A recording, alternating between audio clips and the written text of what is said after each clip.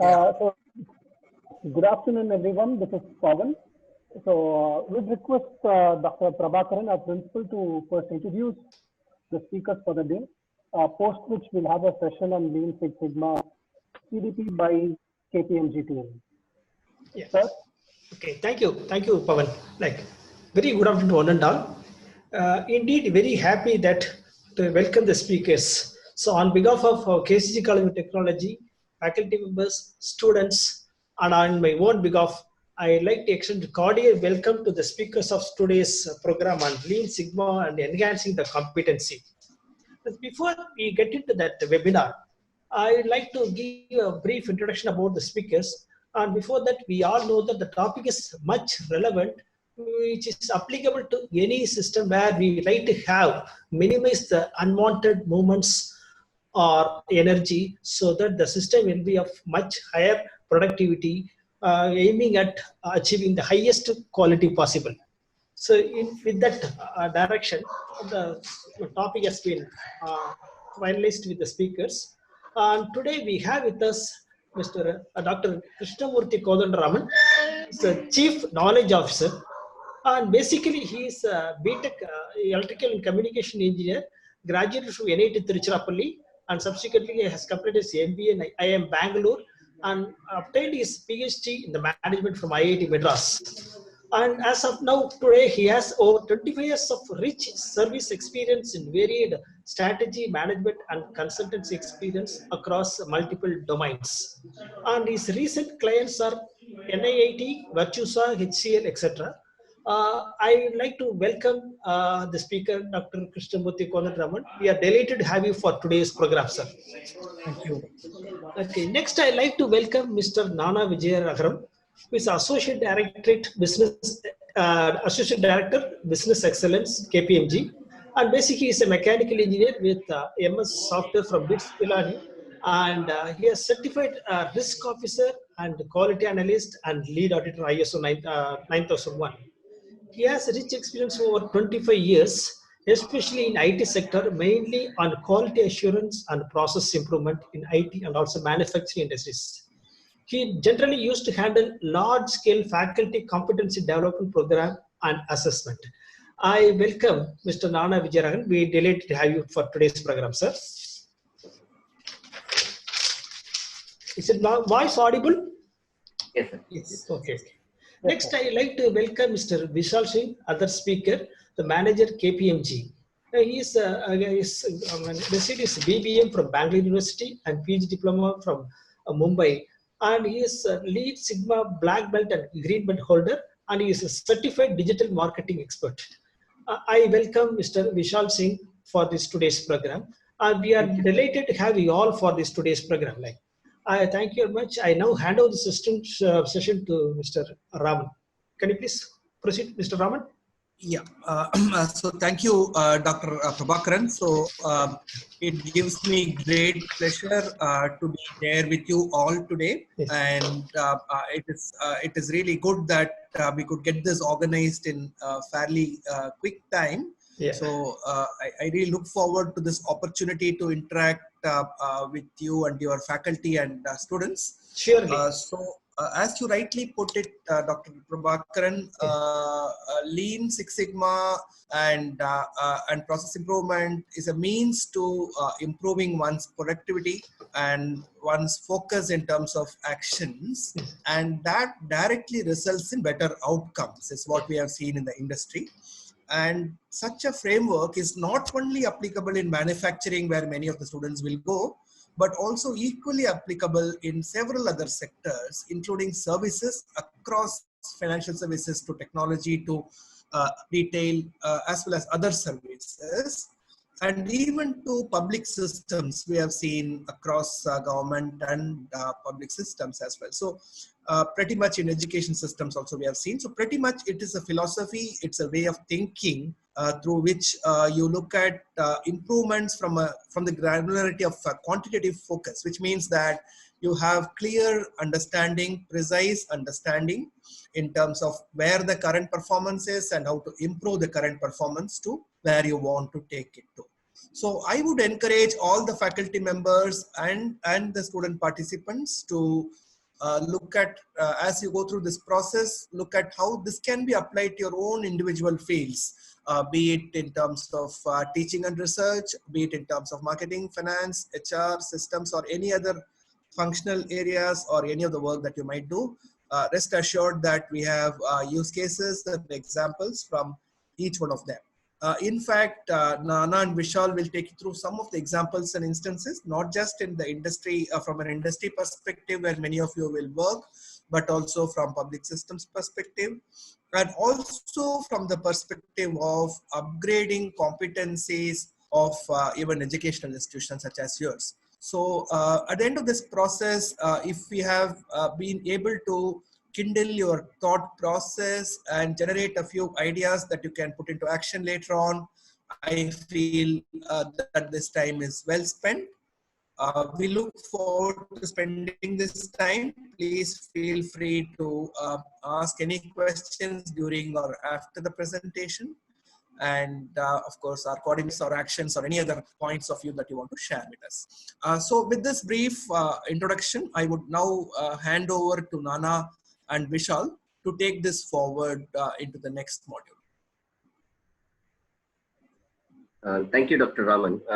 For the bandwidth sake, I will remove the video if that is fine with you all, and I'll speak over mic. So thanks for the introduction, Dr. Raman. It's very nice to have you and with your experience and expertise. Good afternoon all. This is Nana Vijayanagaram again. We are going to look into the areas of Six Sigma, which is one of the competency areas. When we say competency, what exactly we are trying to tell is that we must have knowledge, we need to have skill on that particular one, and this ability to put all the knowledge and skill together is where we call it competency, which is what is required in the real world out there in the industry, as we call it. You know, in academia we have a lot of concepts and sessions that we use to interact. However, when we come to the real world, when the students go into the real world, what they actually look in is like there may be a slight different or a vast different depending on how well a student is being trained and got trained, okay, and what has been learned by the students. In this context, we have to see the perspective. Hello? Is there a question? There is a... Can I go ahead? Yes, sir, you can go ahead, sir. Yeah, sure. Yeah, in this perspective, we are looking into one of the areas known as Lean Six Sigma. Actually, Six Sigma is one area which is like, you have to say it's the opposite poles, Lean and Six Sigma. One side it says go by process, Lean, more philosophical approach. The other side, Six Sigma, says I want number. In God we trust, rest of all bring data, is what usually they say. So in that case, Six Sigma goes mostly from the quantitative approach, and Lean goes from the qualitative approach. That's one of the competencies where we are trying to basically do in industry is like we serve customers. So customers, more business. That's what an industry or organization is all about. From that perspective, customer satisfaction is the key here for repeat business. So one of the ways to make ensure customer is satisfied is give what they want. For example, if I don't give what he wants, it's a defect. If I almost give what he wants, it's called a variation. Basically, in Six Sigma, we are going to look into these areas of variation. Track the variation, how good or how bad is the variation. Is my slide visible to you all? Yes, sir, it is. Yeah. So when you see this particular slide also, like I gave an example, variation is like you almost gave. I want, right now, I want some of the groceries to be supplied, the key ingredients, like in this particular situation. Now, if the supplier says that, okay, I almost gave you whatever you want, some of the important things are missing, then what do you have? I mean, you're not satisfied. You're not saying good. But if I give you what you want actually, that's where the satisfaction comes in. And I would look forward to interact with you more, do business more. So that is one part. The second one is waste.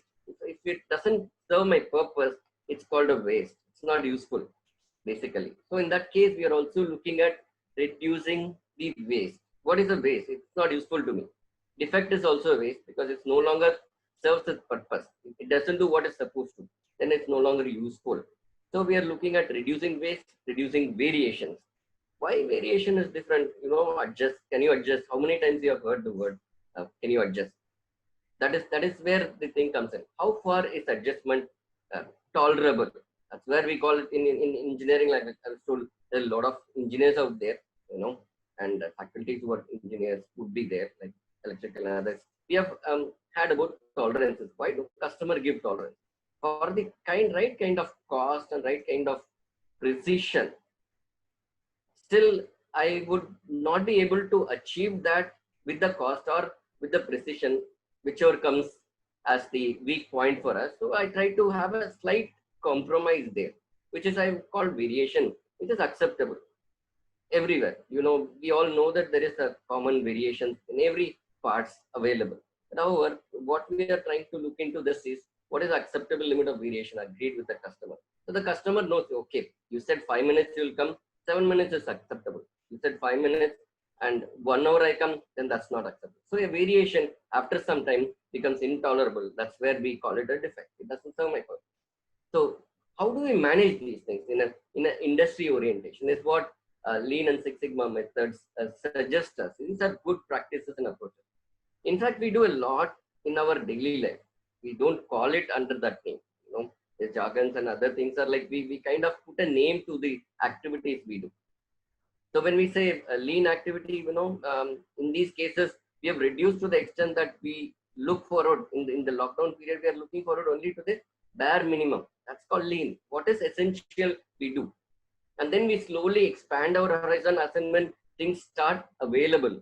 So that is one example I can see. Reducing variation is one more area, again, which is more technically in terms of engineering, I can say the tolerance limit. And we have all heard about universal fit. Universal fit also means that we don't know if we are taking a pen, for example, we don't know the cap is destined for this particular stem of the pen. In that case, that is where the universal fit comes in. If we don't have tolerances, we don't have some standard agreement between each other, we will not be able to go forward in this particular world, universal globalization, things like that. So that's where the Six Sigma also comes in and brings in a data-driven and disciplined approach for us, basically. And once we kind of achieve that, what next? We are not kind of comfortable staying in one zone. So we want to move next. Like they say, move up the value chain. So we will promote a kind of continuous improvement. What next improvement? Okay, customer is satisfied. You give the same thing for about five years. Then we will not be able to kind of make any difference. What is next? What is we even though we don't welcome change, but change is inevitable for us. So the next comes is the disciplined approach, data-driven based continual improvement. Lean also says improve. Reduce waste is one way of improvement, and improving something like Kaizen and other things. A small improvement is also fine. Similarly, data-driven improvement is another way where I use data to say, okay, I'm here, what next? But we have our semesters, exams, and evaluations, which basically tells us that, okay, you are in this level compared to a benchmark of 100%. What is your level of knowledge through the test suite? That's what the approach is also used in Six Sigma, where we use a lot of statistical and mathematical tools to help us. The industry tries to find out. Sometimes they struggle, sometimes they want to improve. Motorola, in those days, when I was living in US, I used to be excited with the phone, which could show who is calling me, and also has a 1.2 megapixel camera. But then the same Motorola decided to improve, meaning they are not complacent with what they are. So that is where the improvement comes in. It could be that, or there are some times when there are a lot of, if you've seen that automotive cars, there are initial quality study, JD Power studies, if you've known that.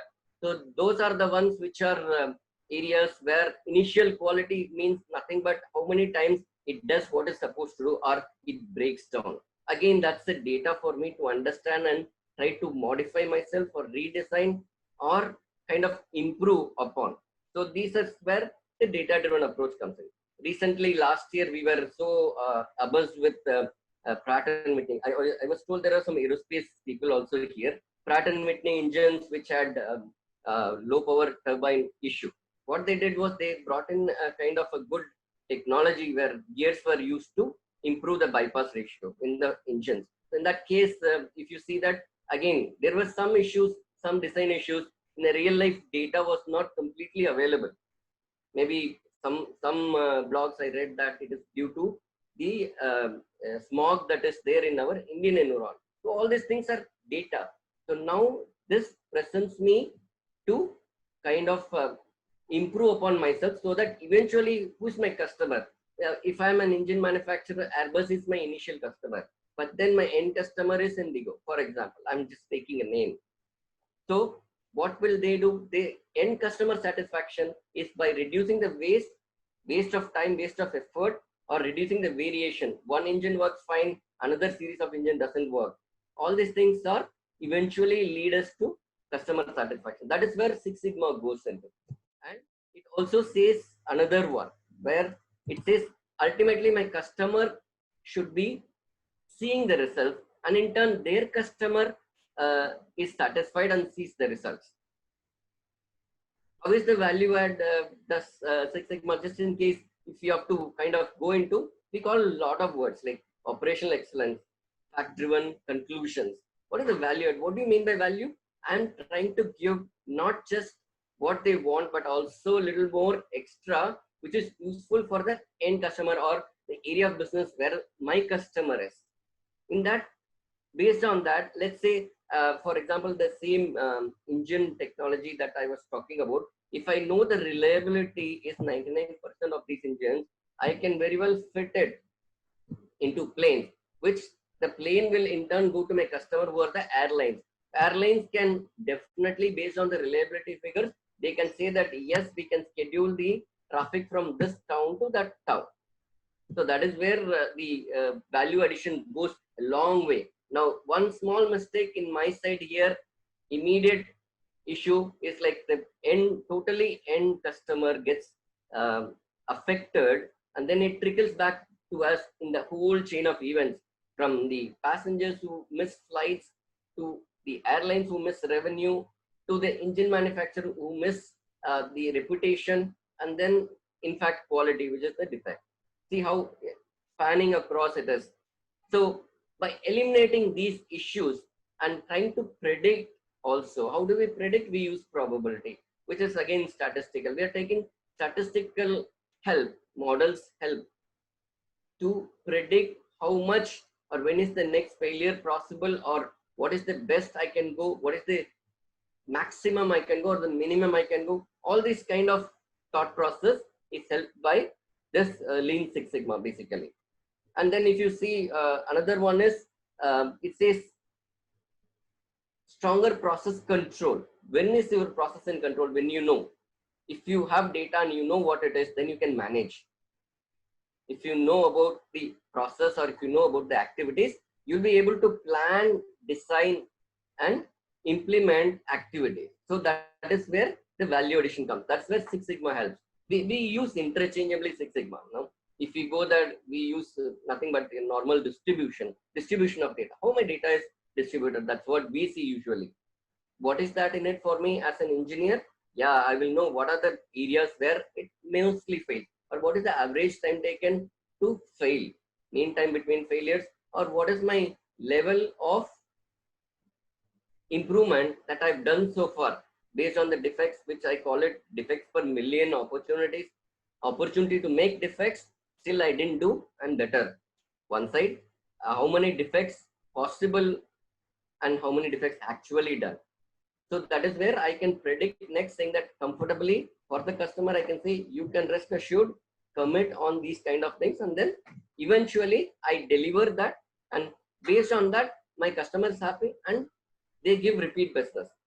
When you say business, I always have a profit in it. That's where I have excellence in whatever I do, and business improves, and in fact everything else improves. As engineers, we usually don't look into the management aspects or business aspects. You know, we are so worried about our production and operational problems that we don't give much thought about this, but it goes a long way. When they say in design itself, you should have done that, the design thinking, these are all only to say that, yes, we have to plan and execute according to what has been agreed. For that, Six Sigma will greatly help. The techniques that are there, approaches suggested, something like, I want to know what is the root cause, why it failed. I use something called Ishikawa diagram, cause and effect. These are tools. Tools doesn't give answers. It is like it facilitates us. So Six Sigma, you have to see like this particular set of practices and processes facilitates us to improve ourselves and reduce the variation. Yesterday you said 5 minutes, today you take 10 minutes. That kind of variation, I will have to find out why it is happening. And then try to control, put it in control. We never say that it will all completely be solved. Yes, it could be, possibly. But that is that's where we are trying to go. That's where I predict, trying to find out when I will reach that particular pinnacle. Okay. So now I'm in slide 4. Okay. In the slide 4, we will take some examples in finance and accounting. Mostly for us in engineering, I'm talking from a mechanical engineer perspective. Okay. Sorry about others. So mechanical engineer, I always worry about whether my machine will run. What is the issue? Okay, I'm electrical. My power supply, is it linear power supply or what is that? I always struggled using that squirrel cage motor, induction motors. I never got through that in my engineering, by the way. So if all these things now come to finance, will finance be worried about what is happening in the engineering areas, which is a problem of operations? Yes. How? Now, again, if you see that turnaround time for a book closure, we are converting an intangible into transactions. Tangible, we know. I see a part, whether it's welded correctly or not, I will be able to visually see that. I do a non-destructive testing or destructive testing, whichever way, to find out whether it is performing. I do testing. If it's engine, I use dyno. But however, in transactions, it is discussion. So will Six Sigma help in these transactions? Yes, it is. You see here, data accuracy, reporting accuracy. What is the time taken to closure? How many times we didn't meet what the transaction was supposed to do? That is in finance and accounting. Now comes to marketing and sales. I'm not able to penetrate into the geography. We talk about market. We have Vishal, who is also in market, who will be throwing more light on this. But however, sales and marketing is more of to say, have to venture here. If my product doesn't get into minds of people, they will not even think about my product. So I gather data to find out what is my penetration ratio. So there my mathematical data comes in, and I use prediction models, which is again suggested by Six Sigma, to kind of predict, to find out where exactly we have to improve so that it goes into market and my product gets into and I enter a market share game. Then comes human resources. How does all these things come in? I told in the start that knowledge, skill, and ability to do that. Okay, I have a machinist, but the machine is not there, or the other way around. I have excellent machines available, state of art machines available, but my machinist doesn't have the skill to do that. Then again, that's where the human resources. Now that one is one aspect. The second one is we have heard long time back, industrial engineering, we have heard about work study, time study, all these things. Why they take so long? Why can't we improve? See, the improvement again comes here. It's the continual improvement. Somehow these kind of improvements will collectively become a snowball effect and then support you in the overall organizational improvement. That comes in the operations. If you see the operation management, day-to-day activities, the operation is huge. In fact, we have limited in this particular slide very, very less areas. Operations is huge. You take anything, there is operation involved. So how do I optimize? How do I manage my running of the show? Okay, that's why you have the COOs who kind of look into, chief operating officers who look into things. How do I manage my work which is happening? Yes, one side we sell, other side my customer is waiting. How do I ensure that it is delivered properly? All these things comes into operation. I'm not going into detailed technical as to how exactly operation one-on-one will match. If this is a Sigma class, we would be happy to kind of present that. But however, as an overview right now, The overview, what I see is, you see that there are various areas Six Sigma could be. Six Sigma, we have generalized so much that everybody starts talking Six Sigma. There are two things to that. One is to say Six Sigma as a brand, to say we have that level of control over what we do, that we can predict, we can analyze, we can tell, or we can also say how far I can meet your requirements. There's another part of Six Sigma which is more technical, where I go statistically inside to find out what type of analysis, prediction models I have to bring in based on my data. Again, retail sales, which kind of sales are going now? There is a lockdown, online is not allowed, some of the, which one is going? Retail is huge again, apparels, groceries, food, everything, where you go to B2C, basically that's retail. If you see the turnaround time of a customer, okay, how long does a customer take to order this product, to how many products of this nature goes out quickly, what should be my reorder or restocking ratio? All these things, again, we are talking about data, subsequently a prediction model or an analysis. And then when we take the Q out of that analysis, is what we call it analytics. Again, big data. I can use, usually many people use this word big data. Nothing but what we do, we collect information about something which is relevant to us. Come to manufacturing, again, as I said that, okay, changeover timings reduction, okay, one operator to other operator, yes, we are humans. Many automation came because it was humanly impossible, some of the activities, so we had to bring in automation. Now we are talking industry 4.0 also, connected systems, neural networks. A mission will know. How many of you know that when a plane flies, the plane's manufacturer, either Boeing or Airbus, were the main manufacturers, they all have data collected about how their systems are performing. So in that case, these are connected system manufacturing.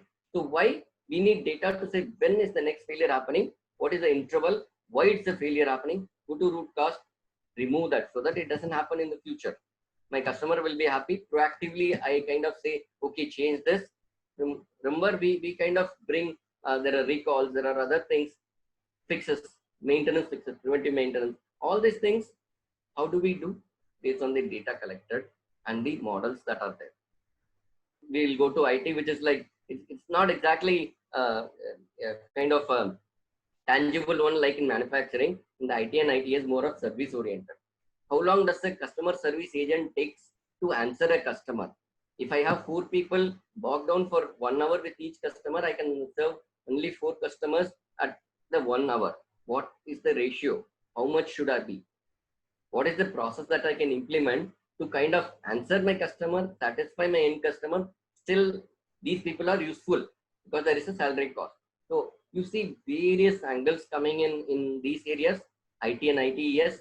So again, for example, I will take some of the measurements. I will define what are the measurements, saying operational definition, which is like, I'll define what is this measurement is about. Why should I collect? What is it useful for?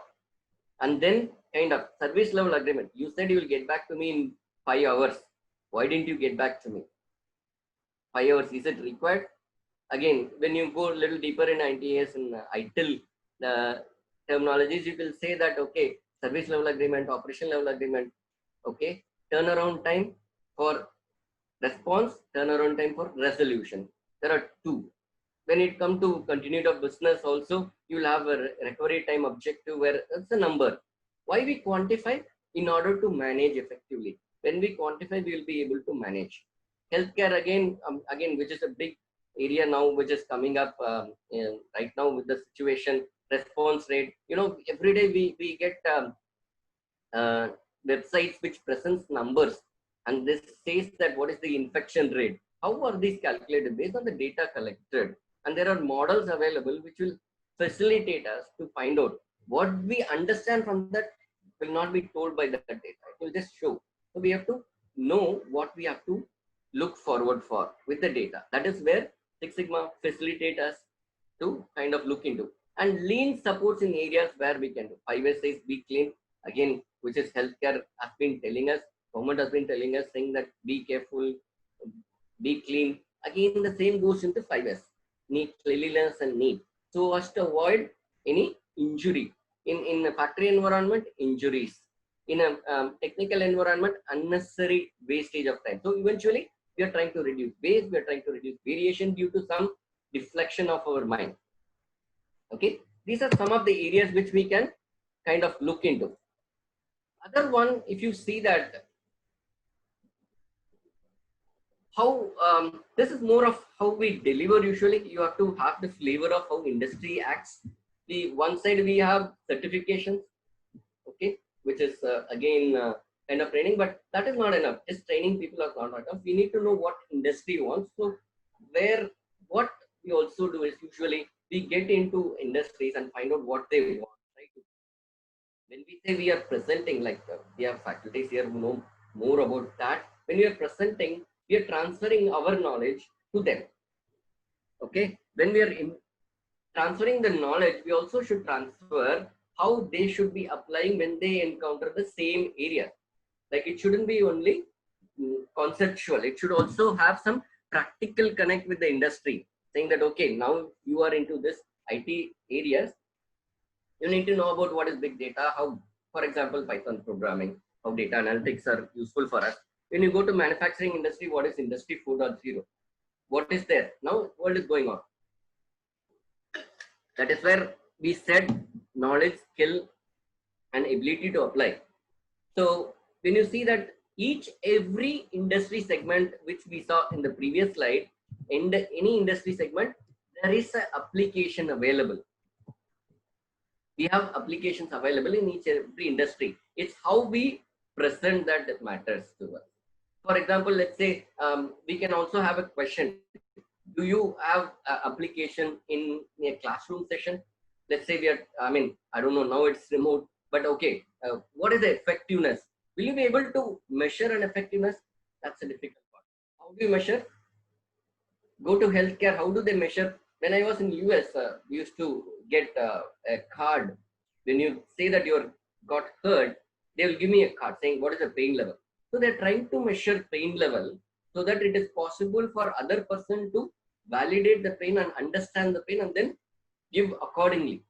So here is where the numbers conversion helps us. This is a simple example that I gave you. Now, this is where the companies also are looking at to say, I have pain in, I'm not able to supply in equally as the customer wants, or I'm supplying to my customer, but they are not increasing their orders. What is wrong? All these kind of questions will basically be answered through experts like us, who will kind of look into their areas and see where exactly things are going wrong. So from the classroom example I took, okay, what is the effectiveness of your presentation? What are the tools you use? Those data will tell how far the transfer rate has happened, and we will be able to understand how far people are accepting that concept. And that is when we put their knowledge level. How do you validate your knowledge level? Is we end up in evaluation or exams, which tells us and gives a number to benchmark, saying that okay, if this person is this particular number, then that is the level of knowledge that that person has. That person should improve knowledge or keep it up, stay with that knowledge. That is how a simple presentation effectiveness of students is being measured back by our education system. So these are some of the areas which I wanted to kind of touch base to say how Lean and Six Sigma is implied or applied in various parts of the industries and as well as educational institutions.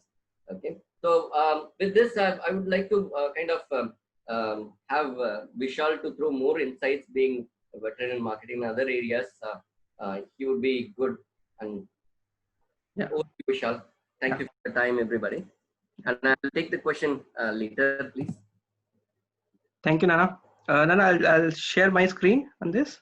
Yeah. You can, yeah. Take over.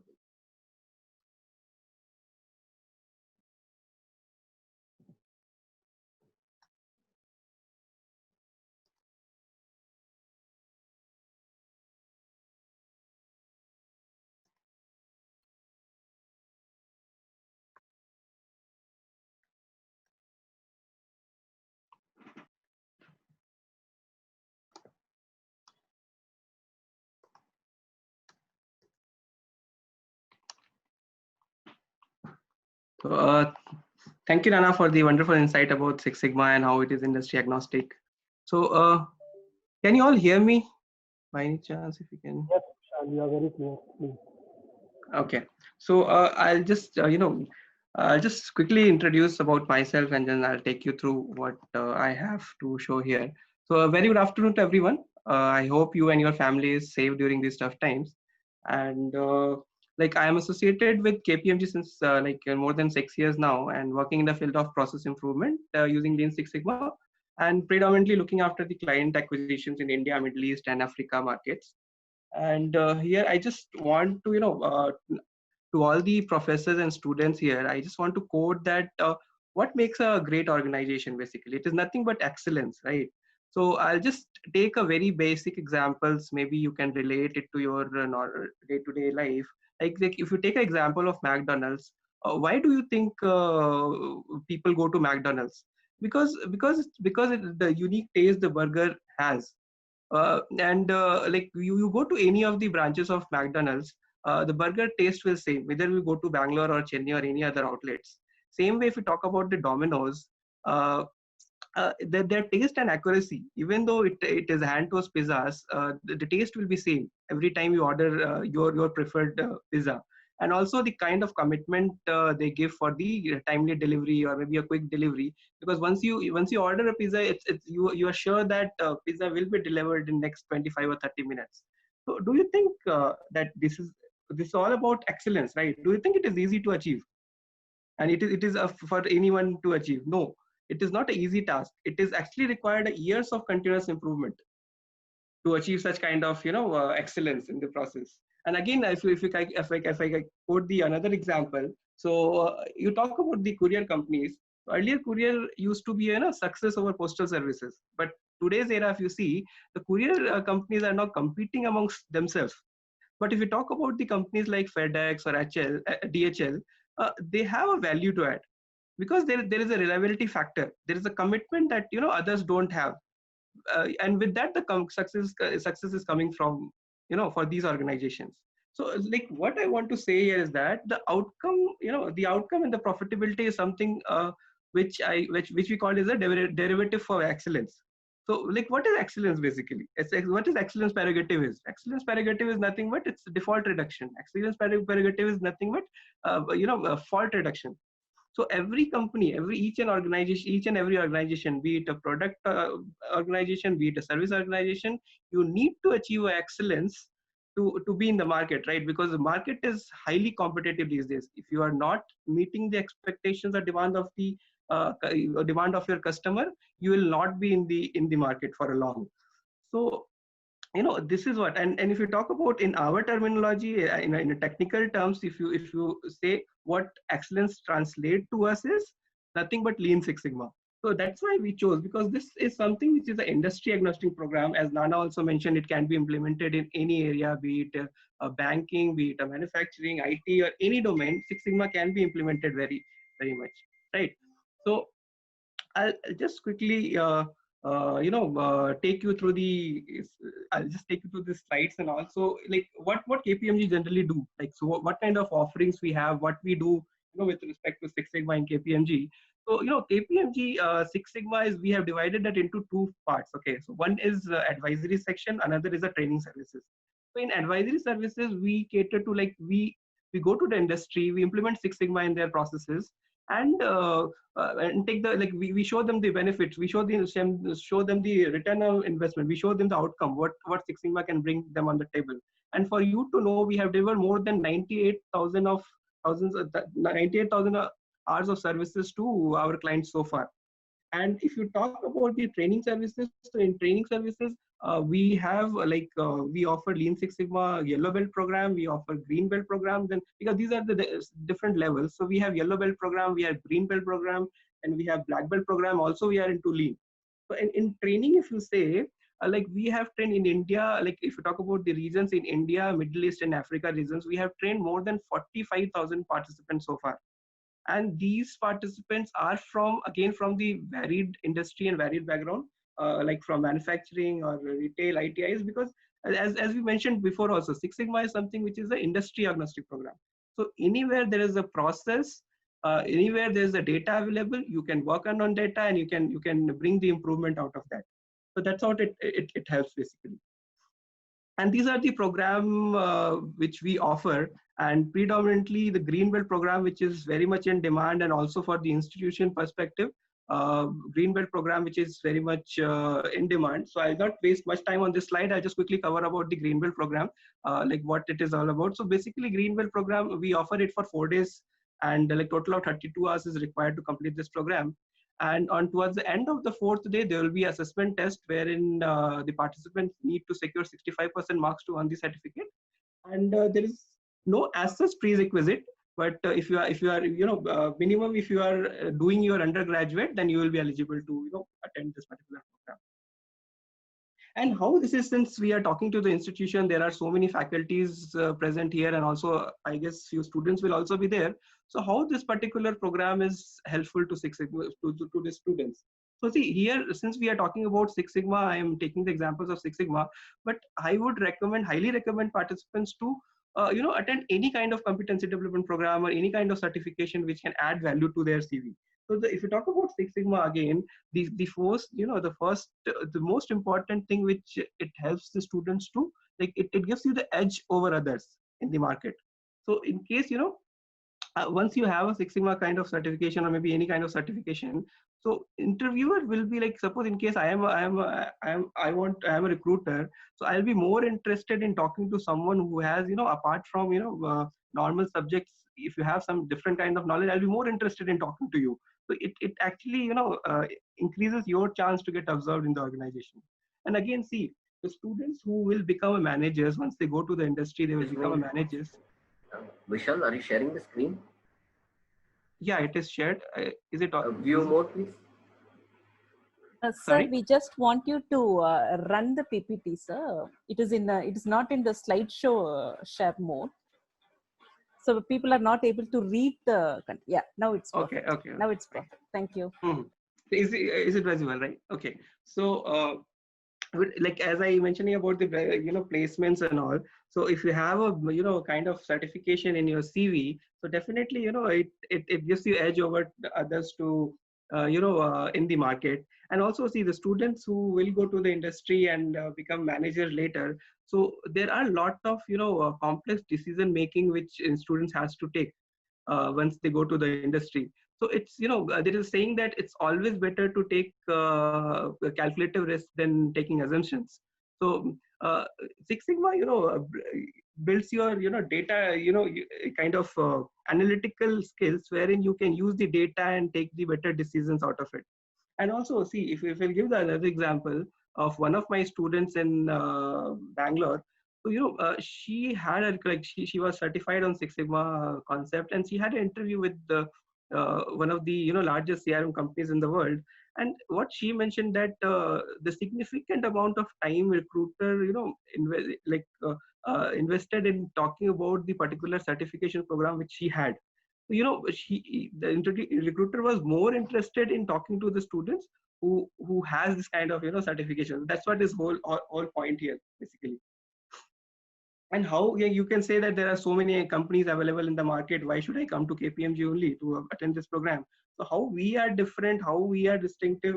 So like, see, when I say training program, when I say certification program, so my trainers, my instructors, they are just not the trainers. Okay, so they are the practitioners who go to industry, implement Six Sigma, or maybe any other concepts wherein we are delivering the training. So they have the first-hand experience. They implement Six Sigma in the processes of our clients, and they bring the first-hand experience on the table for the students. So exactly they can tell you what is going on in the industry, and how once you go to the industry, how you can implement Six Sigma in the processes.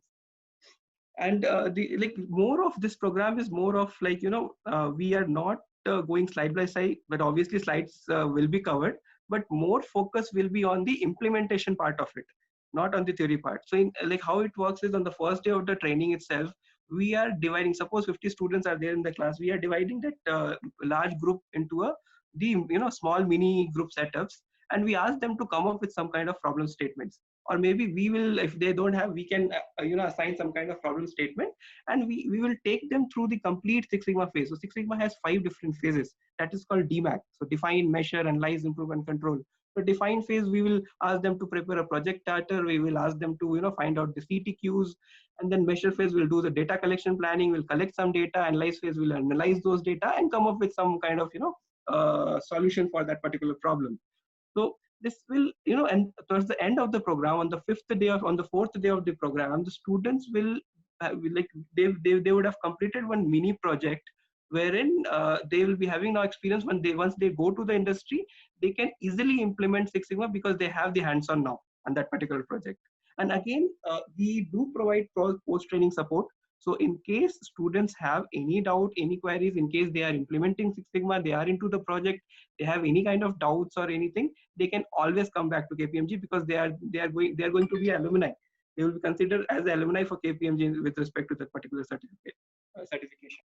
And again, see, if you talk about KPMG, the certification is very much recognized across. Like our certificate is recognized in more than 154 countries where KPMG operates from, and also among Fortune 500 companies, because we are already these all Fortune, I would not say Fortune 500, but all Fortune 1000 companies, almost like they are our clients. Somewhere in, if you talk about any 154 countries across the globe. And again, we are also providing LMS access, wherein training will be for 4 days, but LMS access will be given to the participants for almost 2 months, wherein you can anytime go back to the LMS and read through all the materials, whatever available there. So this is just a quick snapshot, what we do in India and across geographies. So as I already covered, we have trained more than 45,000 participants across India, Middle East, and Africa market. And these participants are almost from all the Fortune 500 companies. And in India, we are one of the largest. Basically, we are catering to more than 23 cities where we are operating from. And if you talk about our credentials, we have a tie-up with more than 150 institutions now, including all the IIMs, all the IITs. If you talk about IIMs, ABCL is with us. Even the newer IIMs like IIM Bodh Gaya, Jammu, Amritsar, Sambalpur, mid IIMs like IIM Trichy, they are all understanding the benefit of this, and they are actually shook hands with us, and we are providing such kind of certification program to the students of these institutions. So excuse me, you're talking about the previous slide about LMS. What is LMS actually? It's a learning management system wherein we have a audio video kind of session, which is complete program. Basically, it has a complete DMAC Six Sigma DMAC program which is covered. So it's kind of a short program which is around 12 to 13 hours content is there. So you can every time go back and refer to that. Okay, thank you. Yeah. So coming to the next point, students, we understand the purchasing power of the students again. So these programs which we offer to the institutions are very much in discounted price. We charge almost 1/3 price. Say for example, a particular certification cost 30,000 rupees to the corporate. We charge same certification program to the students for just 10,000 rupees. It's just for example I'm saying. So because we understand the purchasing power of these students, so we have kept this pricing at a very, very subsidized price. And again, if we talk about the repeat business, we get it from more than 80% of our clients. But I would say it's 95% because even we have lost some clients in this particular financial year, we again regain these clients are coming back to us, in coming years, and they are retaining us with us for a long time. It's more than 95% which repeat business we are getting from the clients, basically. And these are the few testimonials which we have reserved. We have many, but I thought I'll just mention some of here, like students from IIM Ahmedabad, NMIMS, Great Lakes, and some of, I can share this, maybe the slides and everything after this particular, presentation. So this is what, and these are the few of our clients. If you talk about institution, we have all the IITs, IIMs, other premium B schools, premium engineering schools in the country. We talk about share services, we have Tata Sky, we have Microsoft, we have Accenture. Talk about manufacturing, Jindal is one of our major clients, Daniel is one of our major clients. Talk about pharma, others, we have n number of clients who have shown the interest in Lean Six Sigma because they understand the importance. So it's not only because earlier there was a myth, because if you talk to students, because you professors has to tell the students, because students has a myth that they think that Six Sigma can only be implemented in manufacturing or automobile. But no, that's a myth. Six Sigma can be implemented anywhere. See, I've spoken to some of the students from banking and finance domain, and they said, "Sir, we are from banking and finance domain. What we'll do with Six Sigma? It's all about operations." But no, the major international banks are our client where we are implementing Six Sigma. So Six Sigma can do wonders. It can do wonders in the processes. It can save significant amount of cost if you talk about the savings and everything. So this is what there from my side, and this is my contact number and email ID in case anybody wants to reach out to me for further insights and further discussion. We are always open to, and maybe we can open the floor for question answer for maybe next 5 to 10 minutes, and we'll see. So you were talking about some blue badge or green badge, something like that in the previous slide. Yes. Please, that time you have not shown in the full screen. Please Okay. show it again. I'll just go to the slide. Yeah, I'll just go to this. So this is what we have. So we have a lean program, then we have a yellow belt program, then we have a green belt program and the black belt program. So yellow belt, green belt, black belt is the levels. So if you talk about the international certification, we have green belt and black belt. And green belt is something which anybody, like even if you don't have experience, you can attend green belt program. So that's why we offer it to the students. But for faculty, if you want to come for a black belt, you have more than 5 to 8 years of experience, you can definitely attend.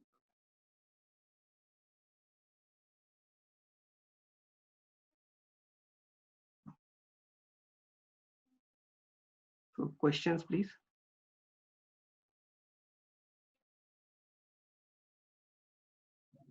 Hi, Vishal, this is Pawan here. A question. What is the major difference between Lean, Six Sigma, and Kaizen? Okay. So Nana, would you like to answer this particular question? Yes. In fact, I could call it a subset. Kaizen is one of the practices, like when I presented that these concepts and practices are suggested. So Kaizen being incremental small improvements, so Kaizen blitz being a radical improvement, it is a subset of lean practices or lean tenets as they call it. So as a whole, these activities are called as lean, as an umbrella, and Kaizen is one of the activities. Let's say I want to improve delivery mechanism. So in a classroom, instead of regular board, I bring in a smart board, which is kind of small overall when you see the organization. So that way, still the smart board is going to help me out later to kind of copy what is being written or to present directly some AVs, things like that. These are called Kaizens. So in that case, it is under the umbrella of lean. Kaizen is there. So it's a subset basically. All these kind of practices which are suggested are under the gamut of lean and Six Sigma. Did that answer your question, sir? Yes, sir. Yes, sir. Sir, and I also wanted to check on what is the opportunities in terms of a fresher doing a Lean Six Sigma course. What is the opportunity in terms of placement as a fresher?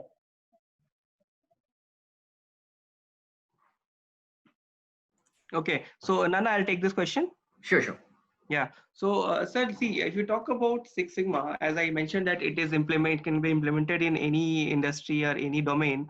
So, see, when the recruiter comes, definitely see if the students is fine manufacturing, it is not necessary that he will get placed in manufacturing. If it get placed in manufacturing, definitely it is easy for him to take this particular thing up and implement Six Sigma. But you just go to Google, don't trust me, just go to Google and search how many jobs are available. You just type B and Six Sigma, BTech and Six Sigma, or BBA Six Sigma, MBA Six Sigma. There are huge n number of opportunity, because recruiters these days look for the kind of candidates who have this kind of attitude, to talk to someone with working on a data sets, and having the mindset wherein he want to save the cost, you want to bring in some new initiatives. So that actually adds benefit. I would not say only basis Six Sigma he will get the job, but this will definitely add. And once he get into the organization, he can find an n number of opportunities where he can show the he can take the initiative and implement such kind of initiate such kind of projects in the organization?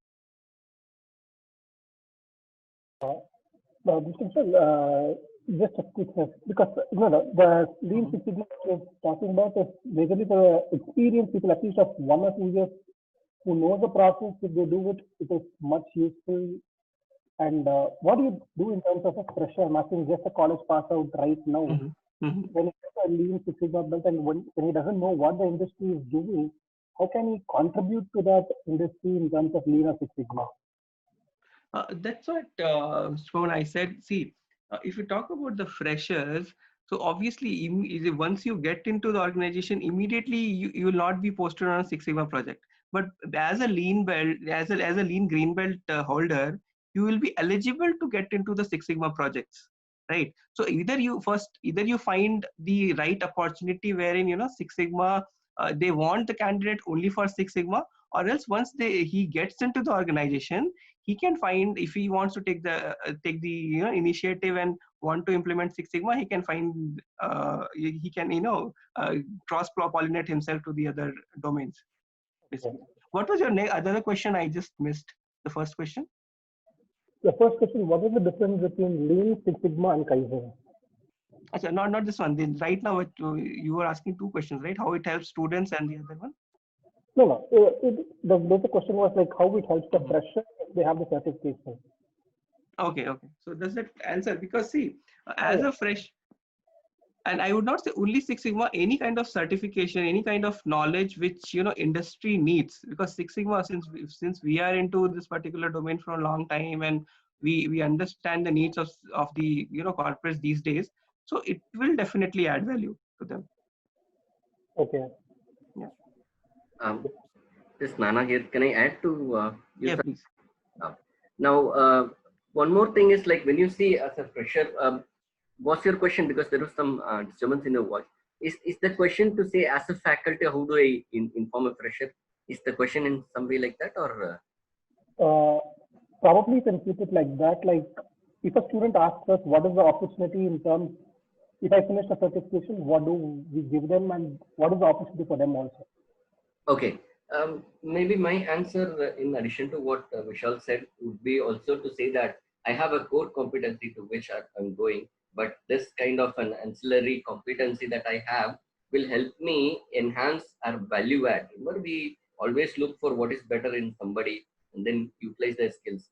If I'm into some activities, I would, as a trained person in Six Sigma, for example, or for example, any competency, I would be able to add more value, bring in more insights from the perspective, even though I don't have the practical knowledge. Practical knowledge is why you get an induction in an organization, and also train. They say that you get trained in these areas.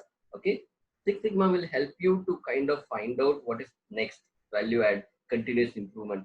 Those kind of thought process will come by learning these kind of additional certification. As a fresher, you anyway have to learn to the industry where you go. For example, if the mechanical engineer goes into an industry, yes, what are the ways that particular industry behaves, they are going to learn. The Six Sigma will additionally help them to have more informed decision making. That is exactly the advantage of having some of these competencies, not just Six Sigma, as Vishal said. Did that answer you, sir? Yes, sir, it did. Hello, Mr. Nana. Yes, sir. Yes. I am Prabhakaran, principal of this college. Yeah. Yes. I want the question to be, out of your experience for an education institution, where and that you could find that we can minimize the waste activities so that we can get upgraded in our quality achievement. Yes. The first half of the answer would be, sir, we need to look into your organization's flow to find out, because every time it's not a one size fits all kind of an approach. We need to kind of get into details, and it's suggested. But overall, to understand your question, what are the areas that is needed for improvement, for which I can improve my quality? Is that question right, sir? Yes. Yeah. So in that case, what I will look into is like, that is where first you need to look into areas where you seem to have problems. Generally speaking, you will be hearing that, okay, this area is having issues. This is not improving. Or not more and more are not coming in. Some kind of inputs that you keep getting it. That information should be converted into data to find out where exactly the issue is. Try to find out the root cause. Then we will try to say where we have to go. We need to first understand where should we go, then find out what is the impediment for these activities. For example, let's say I'm going to improve the industry knowledge, for example, industry knowledge of people who are presenting, maybe the faculties and also the students who are going to graduate next year and go into industry. Like the previous faculty asked us, what is the thing that I tell freshers about? In that case, to answer your question also, we would first have to look into see what are the things that we are doing now, the present state. Then kind of go ahead to find out where we have to go.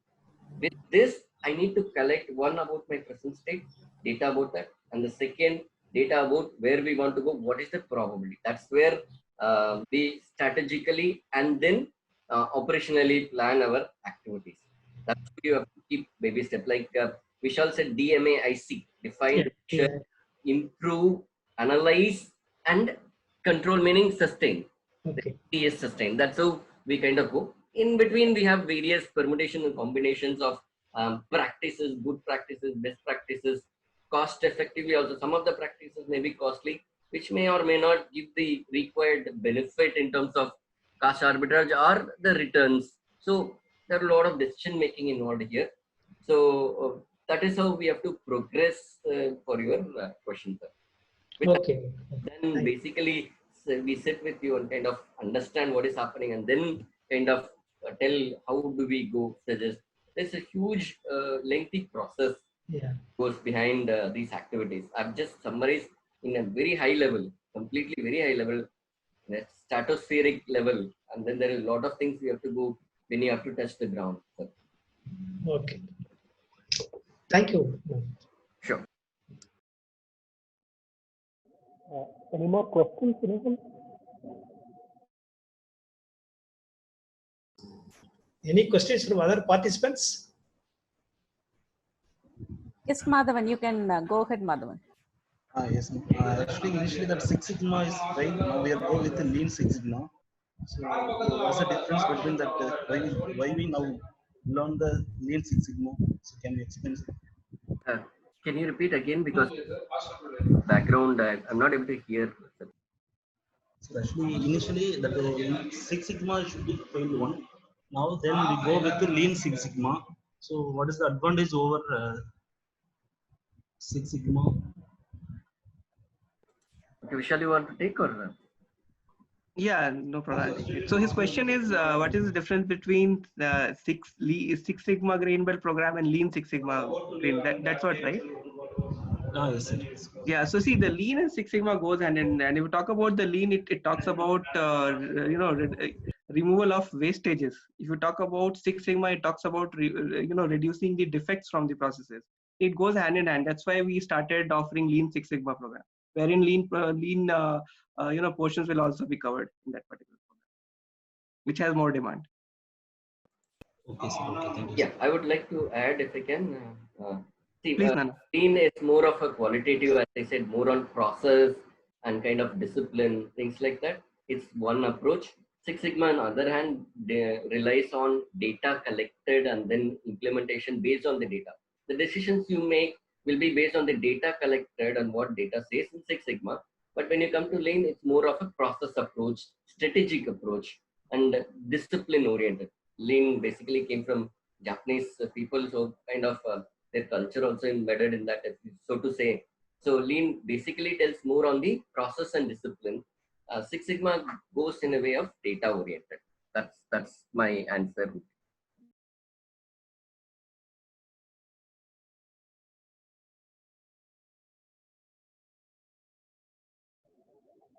Anyone else?